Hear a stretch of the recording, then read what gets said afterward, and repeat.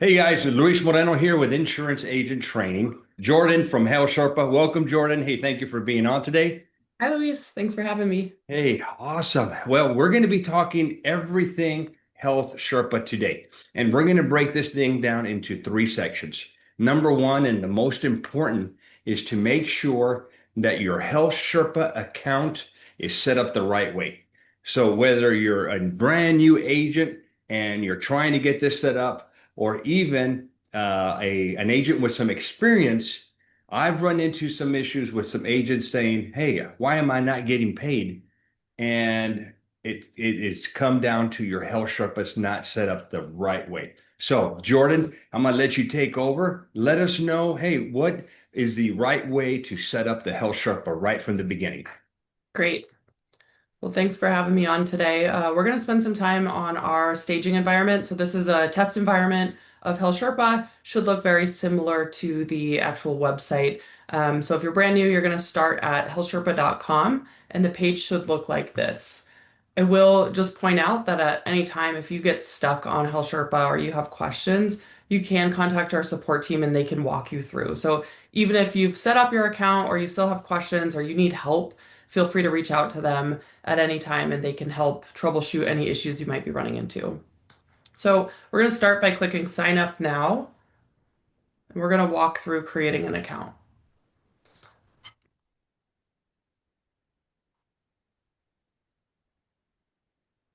So I'm just going to put in my information here, write this down so I can get back in. And while you're doing this, Jordan, can you explain, because I get agents, do I set up an individual account or an agent account or an agency account? Yeah, that's a really great question. And our team has done a lot of work to make the sign up flow a little bit easier to understand because, there are a lot of different ways that you might set up an account. So we'll ask that as we go through the account creation process. But, if you're just an independent agent and you're not supposed to be connected to an agency, you would just create an agent account.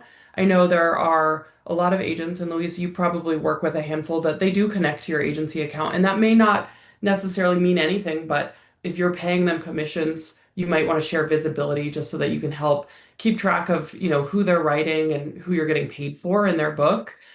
So as an agent, it's really important to understand with your FMO or whoever you're working with, whatever the right HealthSherpa setup should be. So that would determine if you're creating an agent account connecting to an agency. You also might be creating an agency account and joining another agency. So you have all of those options in the account setup. And again, if you create your account and make a mistake, just call us and we can make changes to that. So, guys, I would tell you the way the majority of you guys are set up with me is you're just going to set up your own individual account. Since I don't pay you, you're getting paid directly from either the FMO or the carrier. I would say if you don't need a join code. Just go ahead and create your own individual account. Now, if you have four or five people under your team that are your employees and they all work with you, then most definitely you want to do an agency account. Yeah. But the way we operate here with the independent agents, you want to set up your own individual account. Yeah, great point there. And the other thing to mention is if you've been writing business for a while and you are connected to, say, a different agency, you can disconnect that. It really depends on who owns the book of business. So if you're working as like a LOA agent for an agency and they own that book of business, they're not going to release those clients to you. But if you're just working as an independent other under another agency and you say, "Hey, I'm going fully independent. I don't want to be connected to you anymore," you can reach out to that agency asking that they disconnect your account. And then you would forward that over to HealthSherpa and we can disconnect those accounts. So, any sort of setup questions, feel free to reach out to us. There's lots of flexibility there. Okay, I'm going to click Create Agent Account here.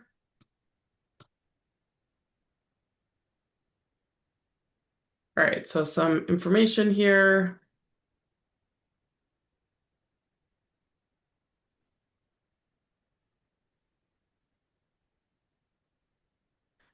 Okay, so here's how we're just starting to guide an agent through setting up the account. So how many agents are under your agency? I'm going to say just myself. I'm new to ACA. So I would tell you, Jordan, I think the majority of our agents already have a Health Sherpa account. We just want to make sure they're good, but Okay. there are a lot of new ones coming into the business. Okay. Well, this is pretty straightforward. We tried to make it, simple to read through this. Um, this section here, the Enrollee Assistance Program, is our referral program. So this allows you to turn this on during the setup. I would just say if you're creating your account and you don't understand what something is or you need more information, feel free to skip it and just come back later or call our support team and they can walk you through that. And you can see that the support information is right here. So I'm going to skip that. Okay. And then we're going to put in our NPN. So let me just pull that up here.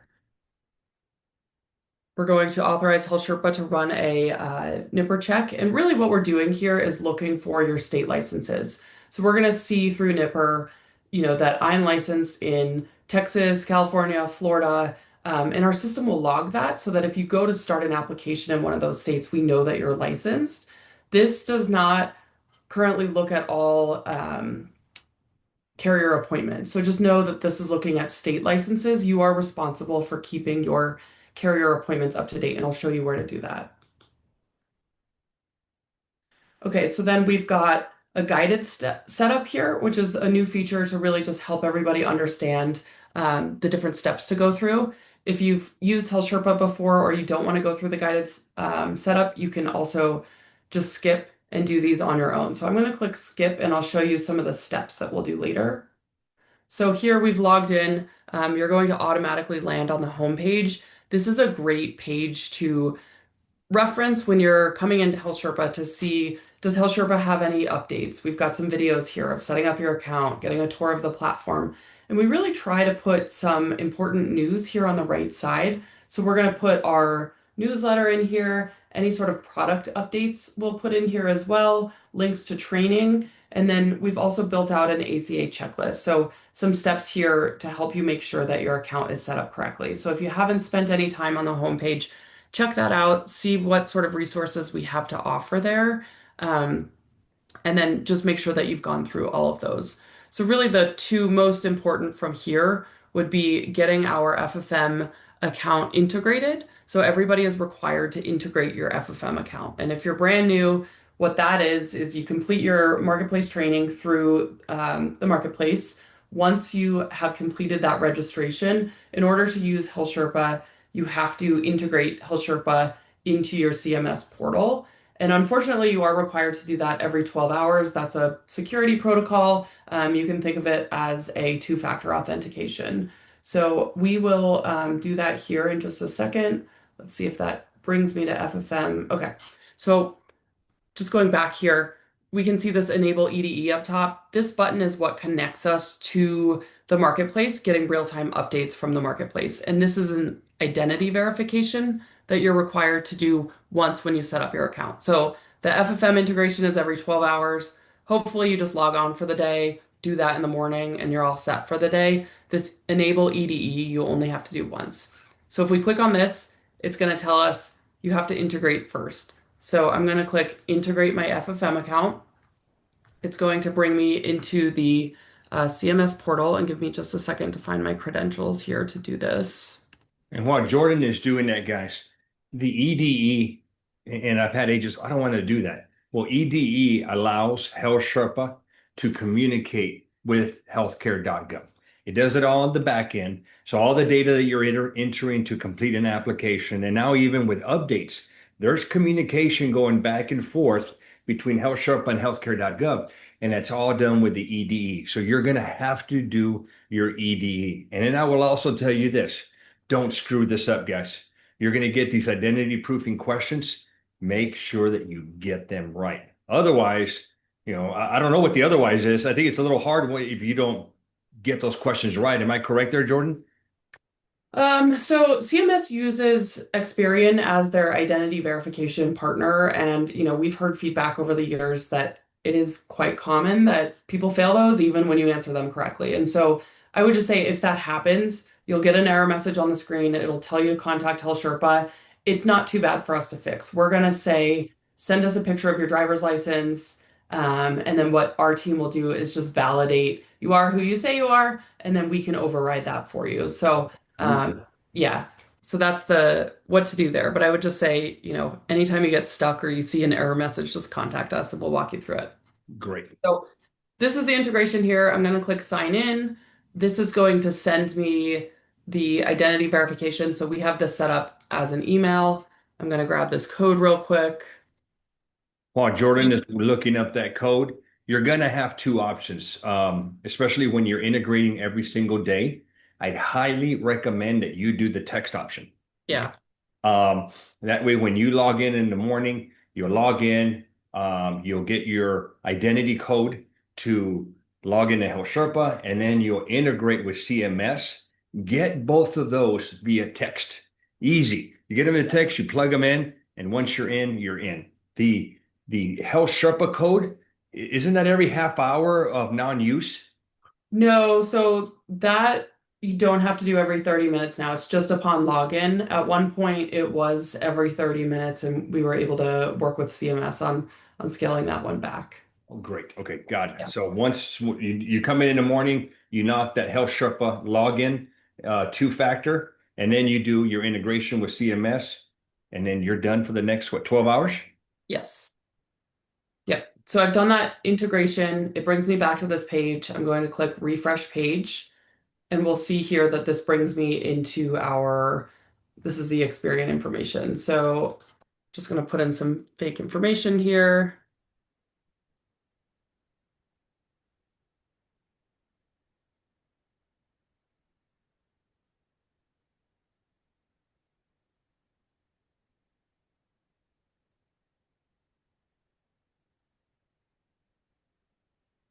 All right, and then we're going to click submit. It'll ask us our questions. Oh, that's lovely. Here's a good example. Didn't want to verify me. So it looks like we've actually given you the ability to upload the documents right in here. So again, if you hit a snag, the screen will walk you through what to do next.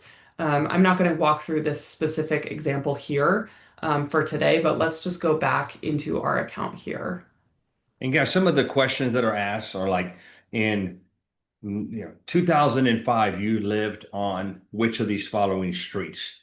You'll get a question like, you took out an auto loan on maybe this car. Who was your lender? They're going to be very specific questions that you ask, or that are going to be just specific to you. Yep.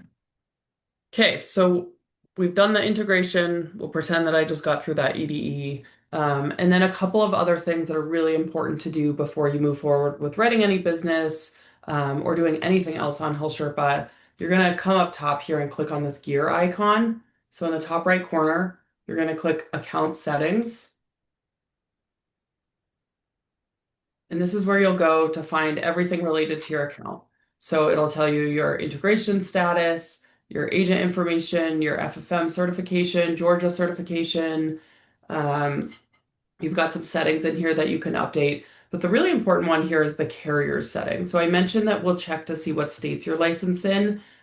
We have the Enrollee Assistance Program disabled here. Again, totally up to you on if you want that on or off, but you'll want to come in here, select the states that you're licensed in. So I'm going to do Arizona, Florida, and Texas. Once we add those, we're going to manually or not manually, automatically add all of the carriers that are available in that state. So we're going to click edit for Arizona and it'll show you all of the carriers that are available. So if you are appointed, you need to self-attest that you are appointed. Again, we are not validating this. And if you click this button, this does not mean that you now have a contract with them. This is just you saying, yes, I have a contract to write this carrier. So very important. If you don't have that contract, you should connect with your FMO on obtaining that contract or directly with the carrier. Guys, I will second exactly what she just said. She checked on that last one, antidote. If you just because you checked off on this one doesn't mean that, hey, you're ready to go. You need to make sure that you are contracted with that one carrier and that you also, this is also the second thing that's very important that a lot of agents miss. You need to make sure that let's just say that antidote is in Arizona, okay, for example, and I've got my license in Arizona. And then all of a sudden I get my license in Texas. and let's assume Antidote is in Texas. I just can't assume that I am got the clear to write Antidote in Texas. You have to go to your contracting section and you have to add Texas. You have to add that state to Antidote or to whatever carrier that you have. That is really, really important. So when you do your original contracting and for Arizona, and now you want to add other states, go ahead and do what you did, what Jordan did here, but make sure that you have added that additional state that you added to the contract with the carrier. Otherwise, you're not going to get paid, guys. Okay. And you're going to come in, you're going to say, oh, I'm already appointed with Antidote. Yes, you are, but in Arizona, you're not appointed with this one carrier in Texas. So they don't pay you. Those literally become house accounts. Yeah, great point.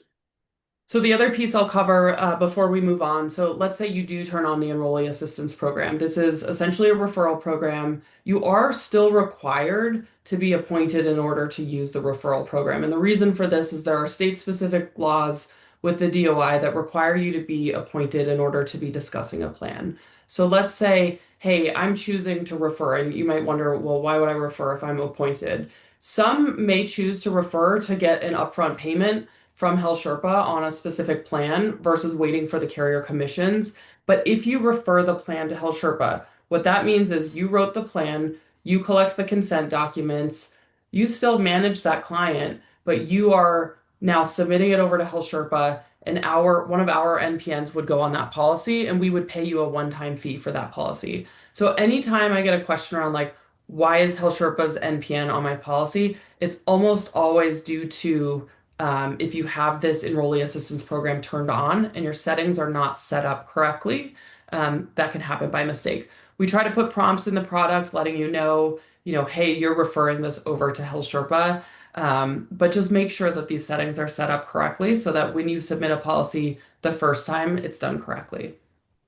And again, if you submit something incorrectly, contact us and we can walk you through it. We've got a number of resources for you. So in addition to all of our training resources, which I'll cover next, you have access to, we've got a agent training and success team that now we have agents in ACA and Medicare that you can schedule meetings with one-on-one to just sit down and walk through getting your platform set up. If you want to walk through an application with them, they're happy to do that. So just another resource to help you get started. I'm just going to pause and check our questions real quick.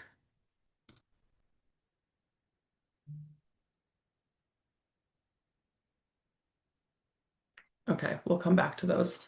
All right, great. So we've covered that is the most important part of setup is creating your account, getting your EDE enabled, doing your FFM integration, and then making sure that your carrier appointments are all set up correctly. So then from there, I mentioned on the homepage a lot of resources. So you can actually link to these resources right from the homepage. So again, we're going to walk you through all of those steps. If we click read the getting started guide, it's going to bring us there.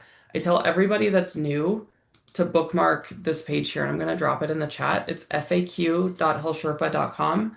Our team does a great job of keeping the FAQ up to date. You can search by keyword, and just about everything you need is in here. I reference this page numerous times a day. So we covered the account setup. We cover all of that in the getting started guide here. So all of the different setup questions will be answered in here. We do also support the FAQ in English and Spanish. The next one I would suggest going to is agent training. So you'll see that from the homepage, we link our training resources.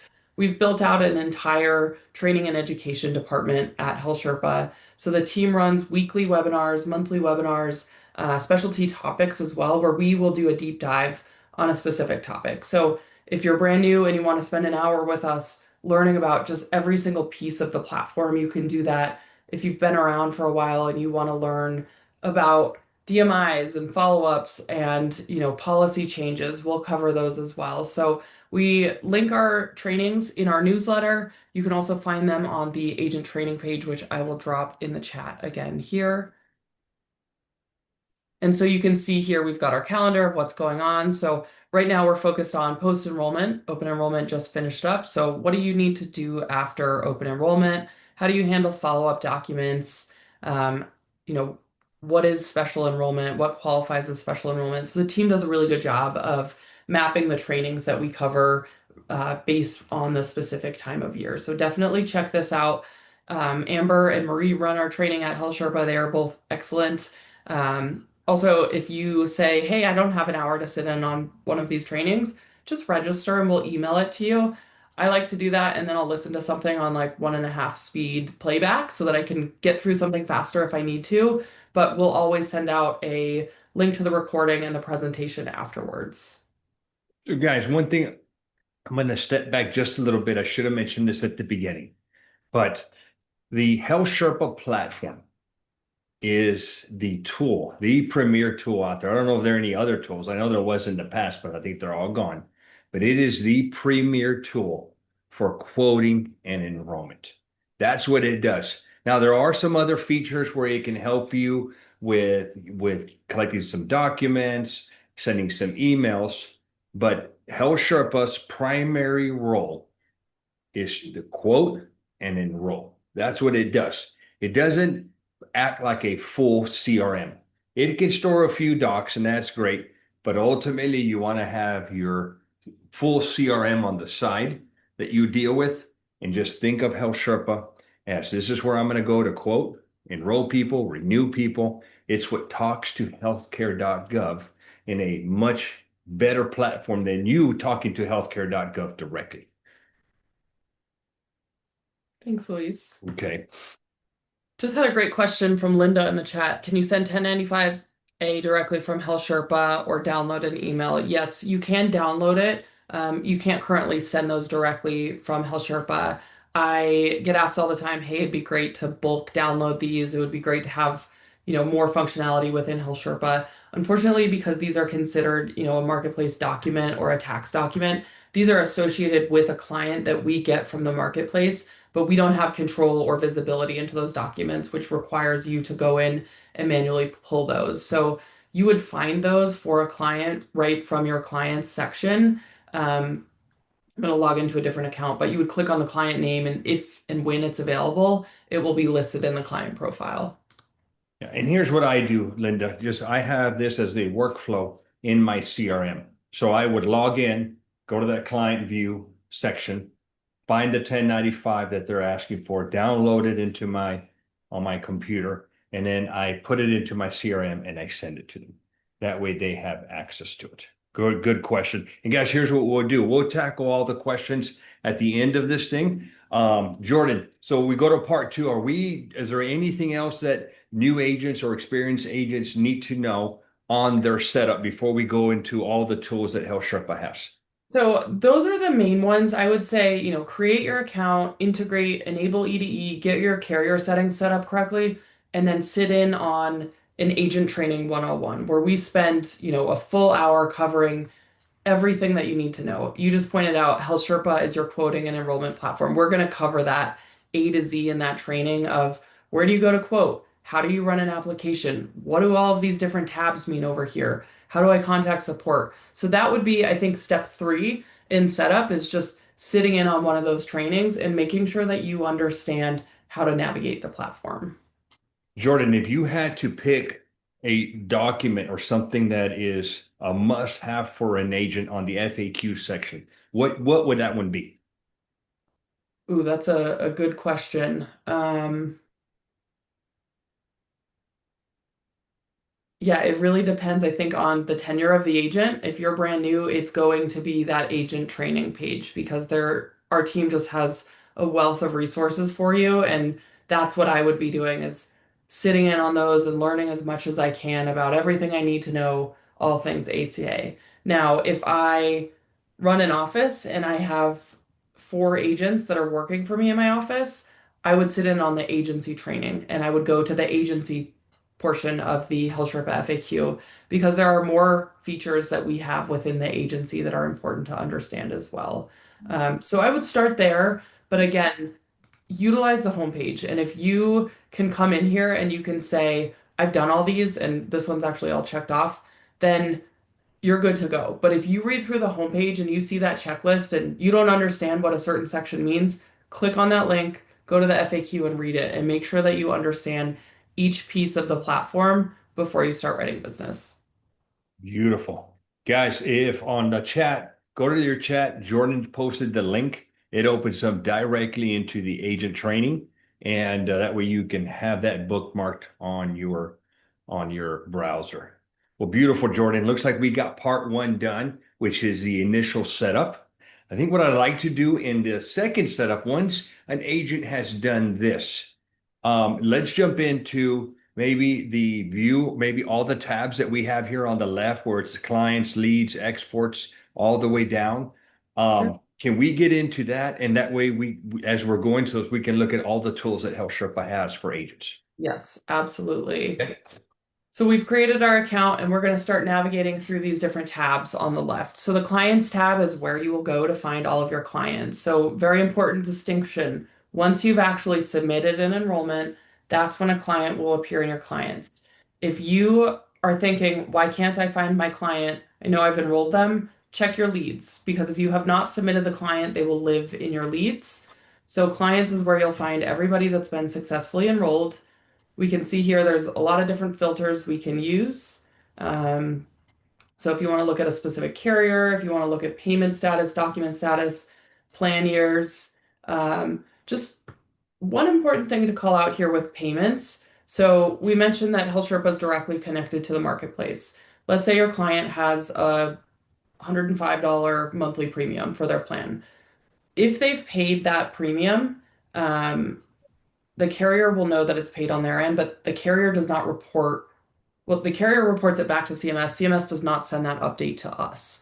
So sometimes we can show in the system that a policy is pending payment when the payment's already been made. So one of the things that we've been working on over the last couple of years is integrating directly with the carriers so that they send us a payment status every 24 hours. So we can see if a member has gone into grace period, how much past due they are, any other relevant information that you might need directly from the carrier so that we don't have this challenge of stale data, if you will. So I would just say this payment status here, some of these you may think, hey, I've already taken payment. Why is it not showing completed? That would just be if we needed an update from the marketplace. So let's say we wanted to say, unpaid.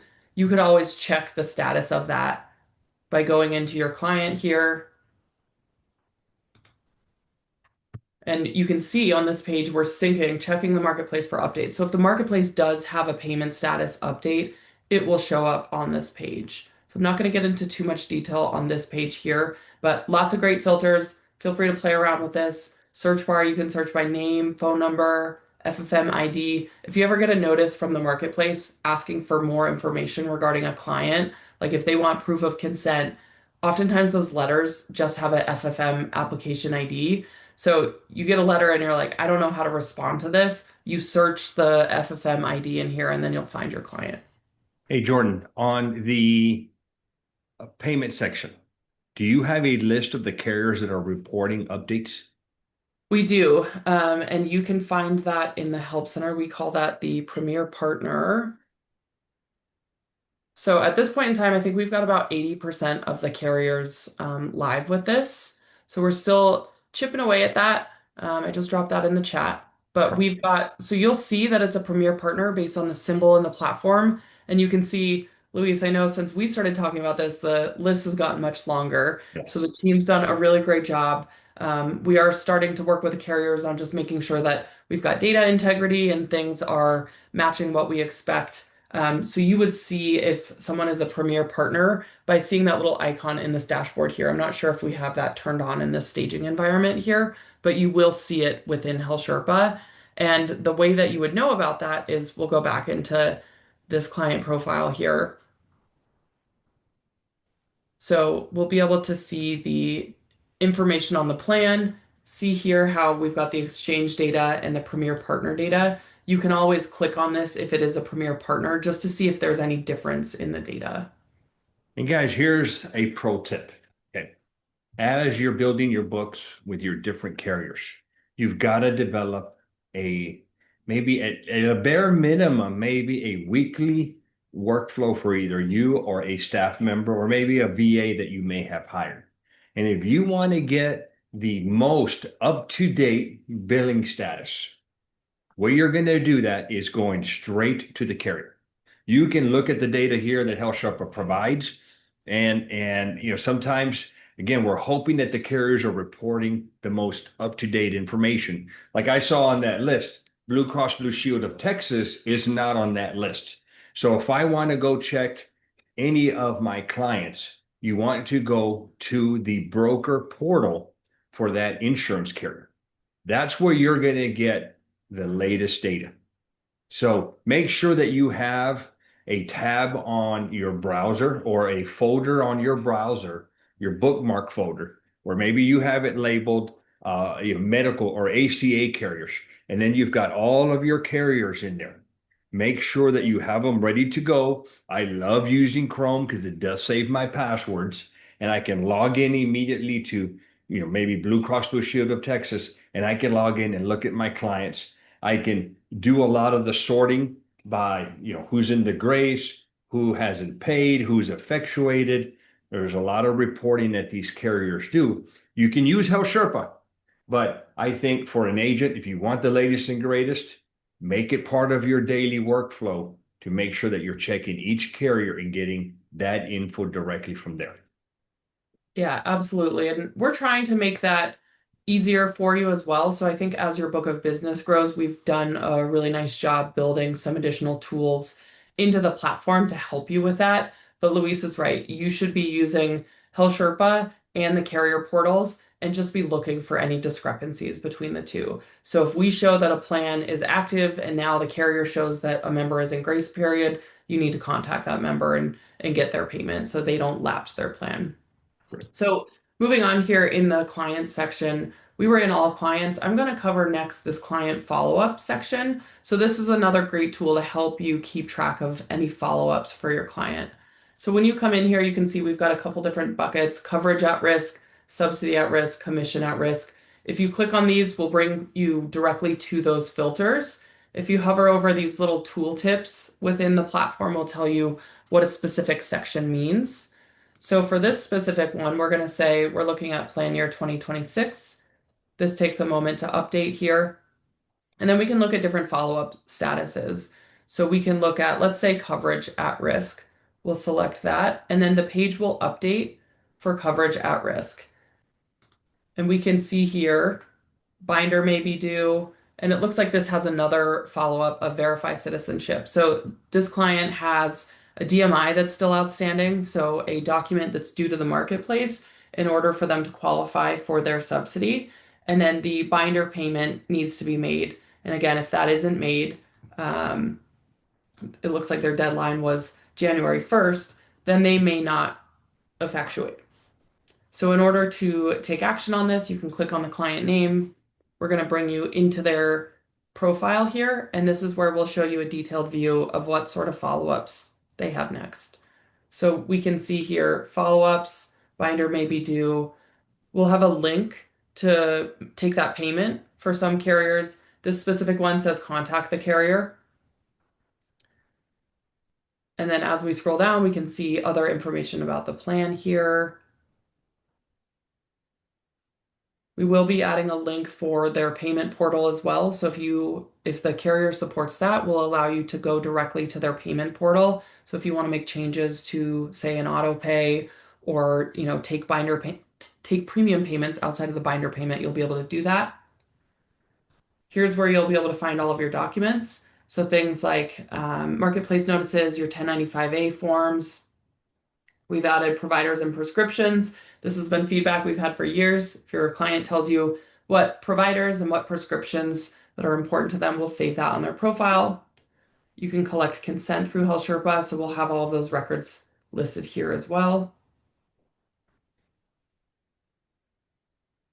The documents section is where you can go to find any documents that need to be uploaded for the client. You can save documents as well here.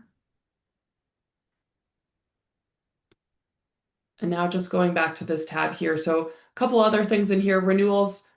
Luis, we should do a video on renewals as we get a little bit closer. That tab is not relevant right now for everybody, but this is where you would go to be managing your book of business to handle renewals, AOR at risk. This is a tool in the platform where we're looking at a policy that you have in your book of business that another agent has potentially accessed. Doesn't mean that the AOR has changed, but we've got some detections in place to try to help you manage your book of business. So if we think the AOR is at risk on a policy, we'll populate them on that tab. Documents due, again, helping you track any documents. You can also proactively collect documents from your clients. So as you're heading into open enrollment, you can send out emails requesting, hey, please upload your proof of income or various documents that you collect from them throughout the year. Intake allows you to collect any updates from your clients ahead of processing an application. This is a really cool feature because if your client fills this out, let's say they give you, they've had an income change or their address change. If they've filled out the intake form, when you're processing the new application for them or processing a change, we'll actually show you in a sidebar what those changes are. So you can see it application on the window and then the intake changes on the right. So that's a cool feature.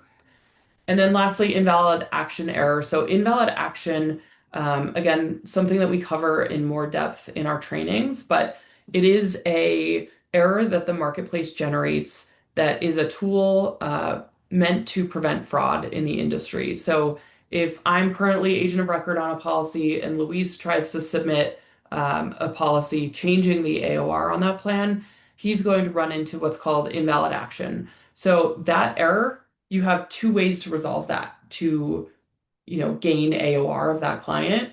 You can send them a resume link through HealthSherpa, and what that does is it verifies the identity of the consumer and says, hey, I'm authorizing Luis to submit this change. So that can be texted or emailed to the client from HealthSherpa. Or the other option is you can pick up the phone and call the marketplace call center. So you have to do that with the client on the line. It's a three-way call. The marketplace call center rep is going to go through the application questions, ask the consumer to verify everything, and then they can change the agent of record. This is a So, challenging process. Yeah, go ahead, Luis. well, I wanted to tackle a couple of things. So, on the documents due, okay, on that section, guys, this is the DMIs. Okay, it is important that every agent, can you click on that? Here's what I will tell you. If these insureds, after submitting the application, and I always tell agents this, at the point of sale, study that eligibility. And if there are any documents that are required, get them if you can on the spot. Okay. And that takes some training on the agent's part to let the insured know that when they're going to visit with you, that you want them to have everything. You want them to have their doctors and meds, of course, so you can use the quote engine to find the right plan. But I always tell them, hey, bring your last year's tax return. Make sure we have your latest pay stubs. If you're a resident alien, bring the green cards because I'm going to need the information on the back and the front. If you are a naturalized citizen, bring your certificate of naturalization. Bring your certificate of citizenship because these potentially may be some documents that you need to produce. And if they already got them, it's a beautiful thing. If they don't have them, not a big deal, but at the point of sale, let your insureds know, hey, Bobby Boo, I need a pay stub. I need your 1099. I need a tax return, something to verify the income number that we put in. Or maybe your citizen status. I tell them, and this is a big pro tip, hey, if you don't have it at the time of sale, or maybe if you do, and maybe you're doing this over the telephone, what I tell them is, guys, take a picture of whatever document you need and text it to me. Make it super easy for your insureds. I think there's even an ability for you to, oh, I just saw it there, share the link so that they can upload it, but then it requires them to go in there and do it. I kind of like, hey, just send it to me. That way I can upload it for them. And then I store it in my management system. So if I need it next year, I've got easy access to it. Okay, so that's the let's look at the tool here that HealthSherpa has for us on the document side. Yeah, so Luis, you mentioned you store it on your end. We have added the ability to save those documents on HealthSherpa because we know if you have to upload that same document every single year, that can become cumbersome. So you can save documents. Here I'm on the documents due. If they had texted it to you, you would just click verify from here,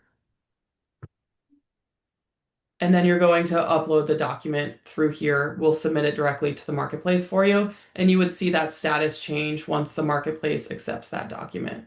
So you would select the file and then click submit. If you have it saved on HealthSherpa, you would just choose it from this option here and then submit. So pick whatever works for you guys. Either you store them there, or maybe you put them in both locations within HealthSherpa and in your own management system where you store your data. Yeah. And if you're uncertain what documents would satisfy the requirement from the marketplace, you can just click on this section, acceptable documents, and we'll show you everything that the marketplace can accept. And for So those of you guys who have a CRM and use more importantly the CRM that I recommend, which is Agent CRM, I already have a workflow with all of the specific documents that are required. In fact, what I did is from the eligibility, there's a section, page 3 or 4 of that 8-pager. I think it's an 8-pager that shows exactly what they can upload to satisfy that specific requirement. So I took a picture of it. And so now when I text my insured, if I haven't collected this at the point of sale, I can now text them, hey, Bobby Boo, and it's via text and email. I need this document. Otherwise, very bad things are going to happen if we don't submit this by the required timeline. Your policy is probably going to cancel. It's not really going to cancel, but it may cancel because they're going to lose their subsidies and those rates are going to skyrocket. yeah. But I've got workflows built out for that. So spend time on this document section, documents due, because it is vital to retaining that book of business that you just wrote. Yeah, great point, Luis. The other one that's important to just mention because it's new this year, hasn't been around for the last few years, is the SEP verification issue. So we haven't had to complete those for the last couple of years, but it is now required that if you write a SEP during the year for anybody that loses minimum essential coverage, so if they've lost their coverage and that's their qualifying life event, and now you can enroll them before open enrollment. So anytime between now and November 1st, you will be required to show proof that they've lost their coverage. And what's different about a DMI, so a data matching issue, the data matching issue is what allows somebody to access advanced premium tax credits. So if you don't resolve a DMI, they are not subsidy eligible. They're going to get hit with a big premium. They're not going to pay the premium. Then they're going to lose their coverage. What's different with a SEP verification is that the policy sits with the marketplace until that SEP verification is resolved. So you submit it, and until you upload that documentation, which you have 30 days to do, the carrier never even gets it. So that could have been the question that we had earlier. If there is not proof of that SEP verification submitted to the marketplace, they never send the file to the carrier. So it's not even like you lose subsidy eligibility. The carrier doesn't even know that the policy exists. So those are really, really important. We'll flag those in the follow-ups that I pointed out. You'll see that on the eligibility letter. The other thing following your application is when you submit it, the whole page will show you what do I need to do next. Follow those steps because they're going to outline it right then and there. And if you can get that documentation from your client at the point of sale, it's going to be one less thing that you have to worry about and chase down later. Guys, here's one more pro tip for you guys. So instead of going through the whole quote and enroll process, when you're doing your intake, in fact, probably even before the intake, where you're collecting all the data, and somebody wants insurance outside of the open enrollment, you need to investigate whether there is an eligible SEP that's going to qualify them to get coverage outside of the OEP. So it is huge, guys. Don't waste your time. Okay. So, and Jordan, will you put this link here? But if they don't have an SCP, so it was different with the old administration. Old administration would not block the apps. They'd actually let them go through and the insureds would have coverage. And then you had to submit the documents later if you needed to submit them. Now, Right. it's a whole different ball game. 2026 going forward, the ball game has completely changed. Okay. And it has changed with two things, guys. As Jordan said, number one, that app sits with the marketplace. The carrier never gets it. So you submit that proof that they lost coverage, and it just can't be a letter, oh, I lost my coverage. No, they need something very specific from the carrier where they're alleging that they lost coverage, and that something specific is called a letter of credible coverage, and it is super easy to get. That insured just needs to get their card that they had when they were insured, call the customer service number in back of the card, and just request it. They'll knock it out in less than a day and email the insured that letter of credible coverage so that now they can provide it to us so we can proceed and get rid of this. I think it's called an SVI, right? That's correct. Yeah. And So going back into the platform, so you've got the client follow-ups. The leads is where you would go to find, anybody that had not successfully been enrolled or where you can start to gather information on clients. But I want to cover the export section next. A lot of reports in here. Again, there's a lot to learn with HealthSherpa, but we give you a SVI follow-up report. So you can come in here and you can export this out. You'll get a Excel file that has the name of the client, a link to upload the document due date, and I believe we show you the type as well. And again, right now, the only one to expect is loss of minimum essential coverage.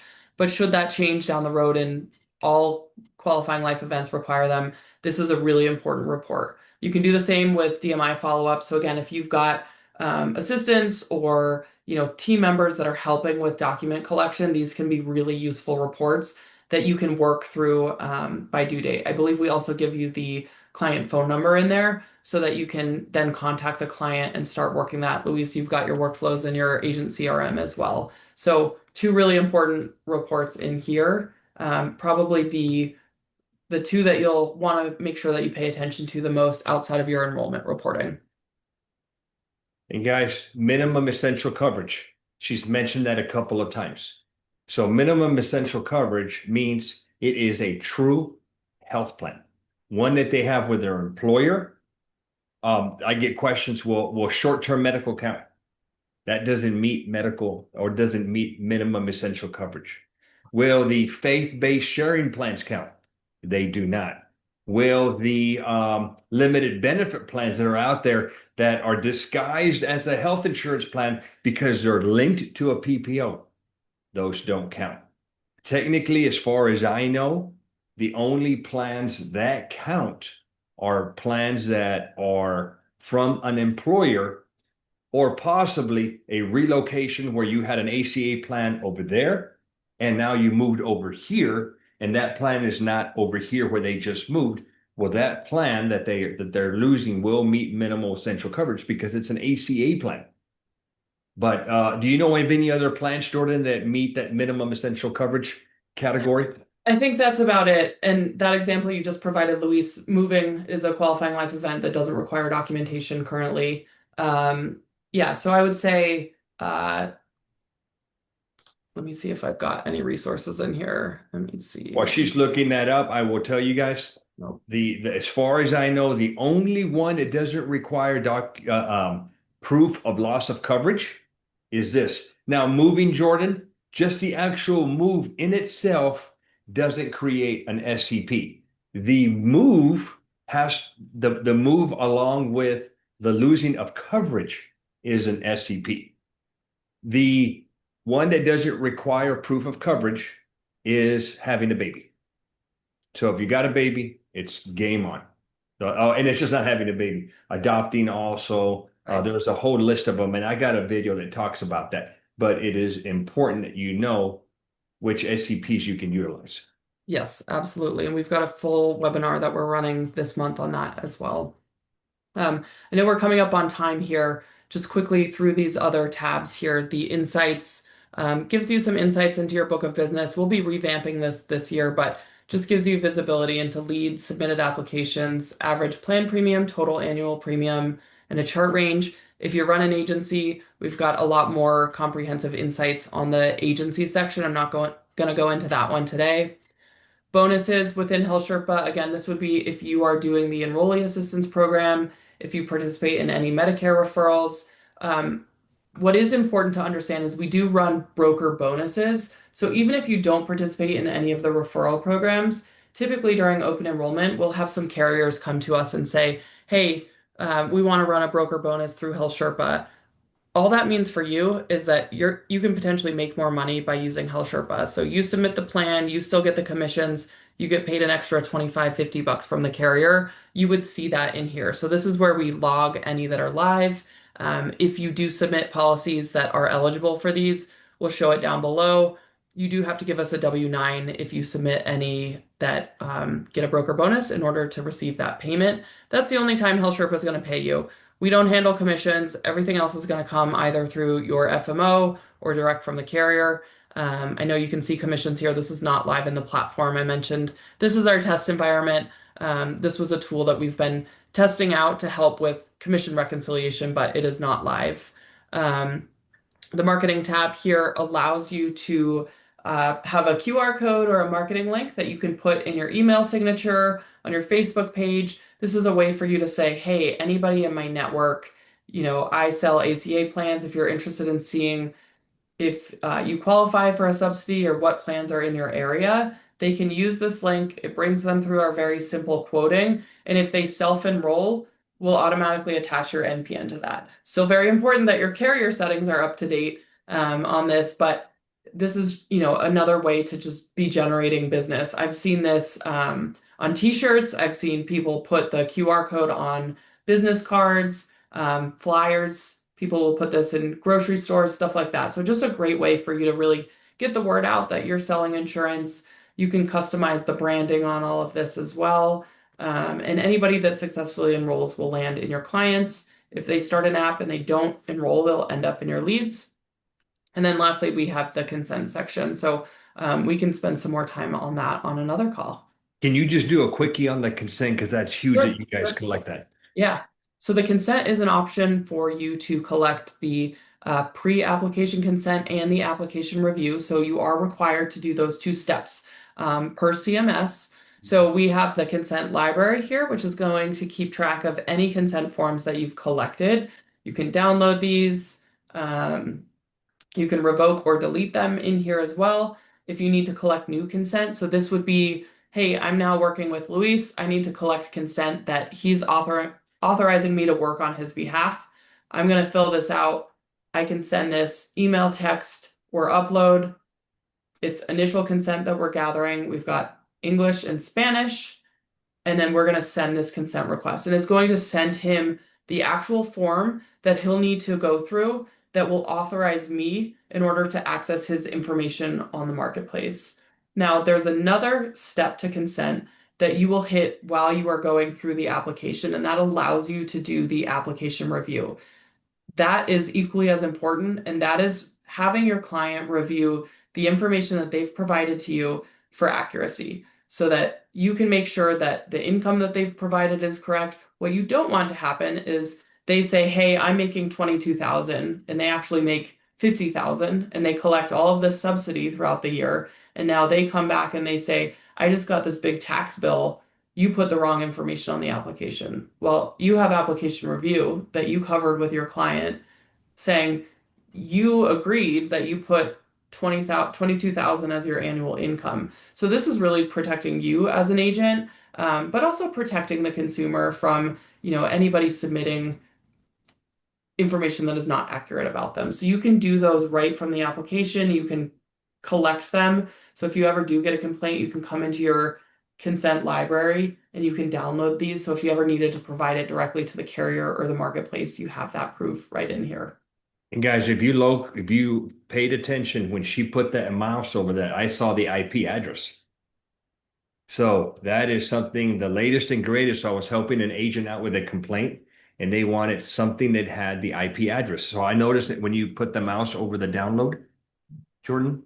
Oh, I didn't know we did that. That's cool. Yeah, I caught that. I'm like, now I don't know how, if maybe we could screenshot that and say, look, Jeffrey B signed this enrollment review, and here is a picture of his IP address. Well, that's their actual internet location. So I don't know if that's doable, but that's a really neat little feature there. Yeah, so it looks like this might just be an example for this one. But yeah, anything that you capture on HealthSherpa, we will give you the ability to download that. It should have the IP address right in there as well. And I will share with these guys when we're talking about income, subsidies, inaccurate income numbers, this new administration, the way things are being handled now, like no other previous years, are insurance going to have to pay every single penny of subsidies that they were not due. Past administrations, I think they had a cap if They did. you on how much you could pay back. I think the current administration now has removed that cap. So now, if they got a little too much subsidy because their income was inaccurate, they're going to have to pay every single penny. And guess what, guys? They will come to you. You're going to get that call because they're not going to want to pay that money back. They're either it's going to reduce their refund, or now they're going to have a tax bill, and these insurers are not going to be happy. So having that enrollment review where they reviewed the application and make sure that that number was accurate is going to be your get out of jail free card. So you're going to be able to say, no, look, Jeffrey, I put 22,000 and you reviewed this thing and you okayed that. Now, if your income went up, well, you didn't notify me, you were supposed to. Or if your income really was 50,000 and we put 22 because you wanted a lower rate, now you're going to have to pay all those subsidies back. Not a good scenario to be in. Awesome. Well, Very there's cool. obviously a lot to learn here. I don't want anyone to feel overwhelmed. We've got a ton of resources to help you get started. Always happy to do a deep dive on specific topics. So if you have questions, go to Luis.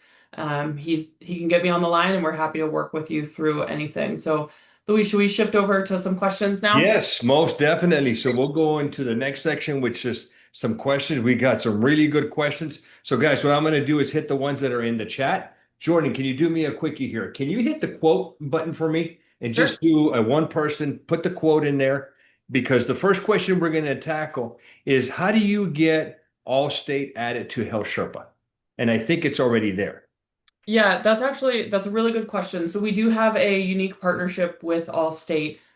You would actually be working, and Luis, I don't know how you have this set up with your agents, but I know the agents and the agencies that we worked with this past open enrollment, you'll work through your Allstate rep can help get you set up for that. And what they actually have with us is they'll connect your Health Sherpa to their quoting system so that you can build a shopping cart experience for your client with the Allstate plans. And then when it's time to do the ACA enrollment, so let's say I put together a quote and I've got dental, vision, and their plan enhancer and an ACA plan.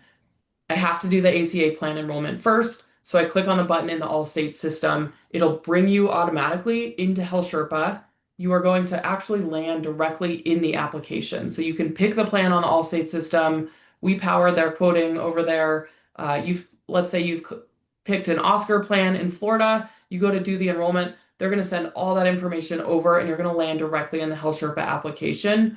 Once you finish that application, there's a big button up here that says return to Allstate. It'll send you back to the Allstate system and you can do your supplemental plans over there. So you're not going to see it if you're just logged into HealthSherpa. You'll need to work with your Allstate, local or regional rep to get you set up for that. If you have some agents in your office and you have an agency, they can set up everybody for that.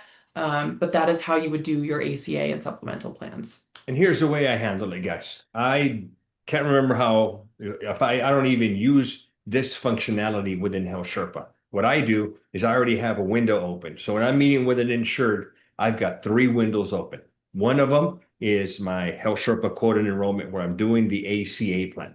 I've got another one opened up with the dental and vision plan that I use, which is Emeritus. I always try to do my standalone dentals. I don't like them attached to the health plan. And the third one is I have another window with the Allstate Health Solutions website, the broker site where I log in and I quote. So it may not be as efficient, but it works. And if you got those windows already or those broker carrier sites already bookmarked, I mean, you can knock out all three super quick so that you are presenting that shopping cart experience where you've got the bundle that you can say, hey, Mr. Jones, I've got a bundle here of three plans. Here's the total price. And then you can segment it where you talk a little bit about the ACA, you talk about the dental and vision, and you talk about the plan enhancer that you're going to add to help them with their out-of-pocket expenses. So I Yeah, hope that helps you exactly. out, Linda. Good question. Okay, next question that we have is I need to have all of the consumer documents for each person. And yes, Nelly, you do need to have access to them. You don't need them personally, but you need to have access to them in case that there's a consumer complaint. So Jordan shared where you can go and if you utilize the Health Sherpa consent and review, then where was that, Jordan? So back on the dashboard is where you can find your consent library. So this tab here. And again, if you're doing an application, we can get the consent right from this. So we can download the consent form, we can send it right from the application as well. And the review is actually built into the application. So when you get to the end of the application, we're going to ask you, do you want to use your own? Do you want to use the HealthSherpa form? Or I have this stored somewhere else. So you can't proceed without selecting one of those options. So we will guide you through that process wherever you are. And then if you need to ever get access to those, you're going to go to this consent tab here and you can search by client name. You can also find this by going to the clients, searching the client name. And if you go into their client profile, you're going to be able to find that in down on the bottom. We'll have the consent information as well. And guys, I would tell you this, there's no joke. This in the past, we never had to deal with this, but there's a lot more oversight of policies that are written. And here's what I will tell you. Okay, because I do help my downline agents when they get a complaint. And these are some things that CMS requires if they are handling the complaint. But if a carrier handles a complaint, there's a whole nother ball game when that happens. So a little quickie on this one, and then we'll dive down more into this. But consent and confirmation, without a doubt, guys, you have to get it. There is no don't proceed, or I won't really need it. Guys, you just don't write a policy if they don't give you the consent or if they don't give you the confirmation that everything on that application is accurate. Don't proceed. Guys, you're going to put your contracts at risk. You're going to risk being put or being suspended from CMS and not writing policies, maybe even losing your renewals for some carriers. Don't screw around with not collecting these two pieces, minimum. Okay, and we've lived with that for a couple of years.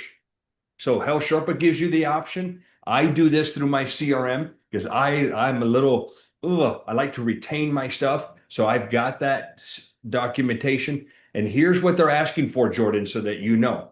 The carriers want consent with the IP address, the digital consent. So Yep. if you're collecting consent via other ways, okay, hey, that's should be fine. But when a carrier is asking for consent, the last couple that I've helped agents with, they want the digital with the IP confirmed. So if you've got a tool where they can just sign, awesome. But is it also capturing the IP address? Yes. And then I will throw this in when the carrier, and this is kind of odd, but carriers are asking about this because they are 100% on the side of the insured. They're asking the agent, well, great, you've got consent and you've got the confirmation. But did you explain the plan? And did you also confirm with them what plan they wanted? Why did you put them into that plan versus this one, which this one is better? This is according to the person handling the review. Well, we all know, guys, rates have gone up. Insureds are moving from silver plans with potential cost sharing reductions that lower those out of pockets, but they have premiums now. So insureds want no premium. So maybe you move them to a bronze or a gold. And now you're in a scenario where, yes, there's no premium, but their out of pockets have gone up, which they are 100% fine until they have to pay that out of pocket when they're at the hospital. Now you're going to get asked, hey, did you moved them to this bronze plan? Can you confirm that that's what they wanted? Because the insured is changing their story now. Oh, no. I wanted the silver with the low cost sharing reductions with the low out of pocket. I never authorized this. Now you got to prove that that insured. So make sure that I usually, and I do this in 4 steps: consent, confirmation. Number 3 is I send them a picture straight from HealthSherpa of the plan that they want, and I get them to reply back to me and tell me, Luis, yes, this is a plan that I want. And then I go a step further because they're now asking, well, did you explain the plan to the insured? I'm like, not only did I explain it to them, but I emailed them the summary of benefits. So I'm hitting that person handling a complaint with everything that they could possibly use against us agents to put us in a bad spot. So make sure that you're doing it. All right. Next question, Jordan. So Nelly, that's where you can go collect them, but you can also use Agent CRM as the tool, which is the one that I use to collect all 4 of those things. Next question. How do I add Allstate Health Solutions? Linda, if you do not have a contract with them, please email me. I'll post my email and I'll get you contracted with Allstate. And then you can link it up either here or do it like how I do it, where I just open up another browser and I log in directly to the portal site. I'll post my email here for you to hit me up. Let's continue. Oh, this is a good one. I didn't know how to answer this one, Jordan. So if I have a referral that I did on HealthSherpa, and then I get appointed with the carrier afterwards, can they now take over that account and get commissions? The short answer is not immediately. So you are required to be appointed to be submitting the referral to be selling that plan to the consumer. But let's say you're not, and you submit a referral and then you get appointed afterwards. HealthSherpa is going to be agent of record on that policy. Now, when it's time for renewals, so let's say it's November 1st, you can absolutely write that client for full commissions. Just know that going through an agent of record change, you're going to hit the invalid action error. So just expect that. But we absolutely treat those referrals as your clients, and you can 100% resubmit that to get commissions in the following year. Following year, guys. That's key. All right, another question here.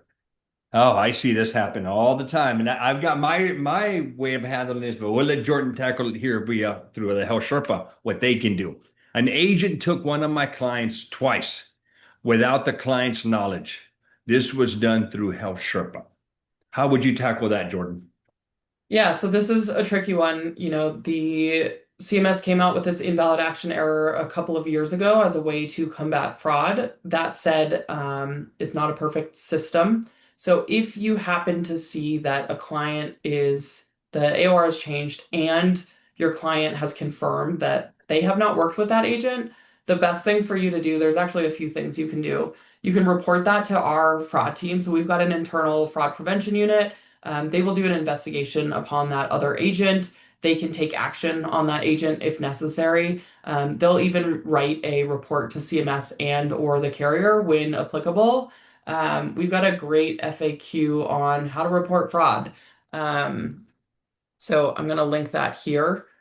But the best thing to do is just reach out to us. We're happy to look into it. But if you can get a written statement from your client saying, I did not work with this agent, the best thing to do is to go directly to CMS, because if that client is working on behalf of that consumer without their consent, that is fraud and they are at risk of getting suspended from the marketplace. So the best thing you can do right now is to report that to the marketplace.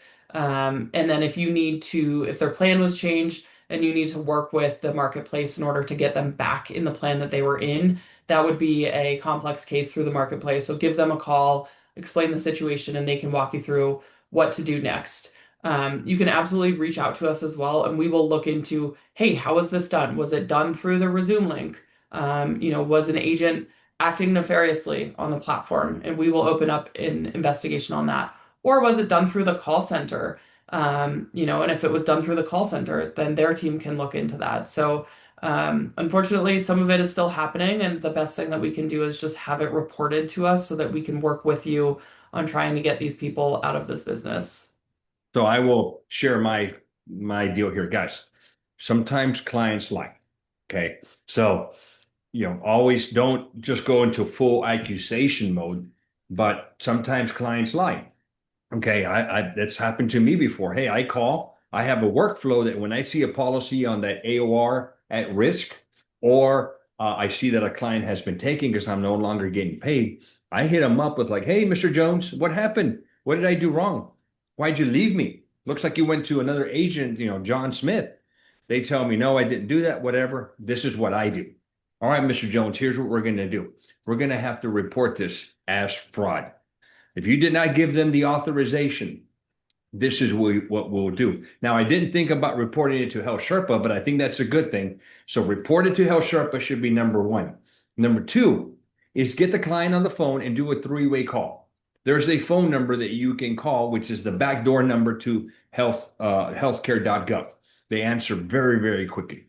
Get to that backdoor line, talk to the rep, get the insured on the phone, and reprocess that AOR so that you can take it. And if that agent moved them to a different plan, well, let's go back to the plan that they should be on. But then have a report, report the fraud. Hey, my insured is telling me that they've never met with this agent. Get in there and report it. If this person is building his book of business by stealing clients, we're going to hope that CMS shuts them down, or maybe HealthSherpa shuts them down. So don't just fix it, because as we just saw here on the chat, it not just happened once, it happened twice. And it will probably continue. And each time that they do it, report it, guys. Okay, it sucks that we have to turn in other agents in our industry, but there are 99% really good ethical agents out there. You have that 1% of the, I call them the rat agents. They reinvent themselves and they just can't get away from doing things the wrong way. It's just the way they are brought up, and they will find ways. I've even had this one, Jordan, okay, where they act like they're the insured. Maybe they get their girlfriend or spouse or whomever, and they pretend that that person on the other line is the actual insured to process an AOR with a three-way call. I mean, it's crazy what some of these guys will do. Okay, Yeah. so now you know what to do. Report to HealthSherpa, report that fraud to HealthSherpa, and also report it to the marketplace via a three-way call with you and that insured on the phone. Next one. If they don't qualify for a subsidy due to high income, most likely off of the exchange, can they enroll any time of the year? Yep, off exchange, you can enroll anytime throughout the year. And you can do that in HealthSherpa. We've really built out our off exchange enrollments. If we don't have the carrier, just go directly to the carrier website. But you'll just use this drop down and click quote OffX Medical, and we'll show you all of the plans. And then if we support that specific carrier, you can do that enrollment on HealthSherpa. So guys, know this: on off exchange and on exchange, it is still exchange. Okay, so I didn't know what you made out on this one, but Jordan, if they don't qualify for a subsidy, and that's why you're going off exchange for this reason, you still have to have an SCP to get in there. Okay, you still must have that SCP. So people that don't have an SCP, you're going to have to go with some ACA alternatives. Okay, you're going to have to get in there and either do a short-term medical, maybe a limited benefit plan, maybe a faith-based health sharing type of plan. You're going to have to find something else. But on exchange, off exchange, still exchange, they still have to meet the SCP requirements. Okay, I've tried doing that, Jordan. Unless I'm wrong, is there something that where they can get off exchange all year long? I'm gonna have to double check on that one for you. I'm trying to pull that up right now. Okay. Okay. Another question while you're looking at it. HealthSherpa is not okay. This is from the agent who asked us at the beginning.